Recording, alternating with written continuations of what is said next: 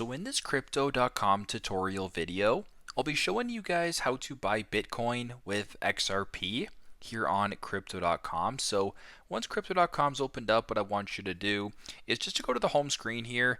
Then you can either go to where it says Bitcoin right here and select that, or just go to the top left and press on buy. Then go to the top and type in either ticker symbol BTC or Bitcoin itself. Once Bitcoin is selected here, what I want you to do is right now I actually do have cash selected. So if I wanted to buy Bitcoin right now, it would go through Apple Pay or a credit card or whatever. But if you want to buy this with XRP or another form of crypto, just press on crypto right here. Then where it says, Chronos, Ethereum, etc., make sure that XRP is selected. And if you have XRP in your account, you can go ahead, go to the bottom and press on buy for however much Bitcoin you're looking to buy with XRP. So very straightforward, very simple.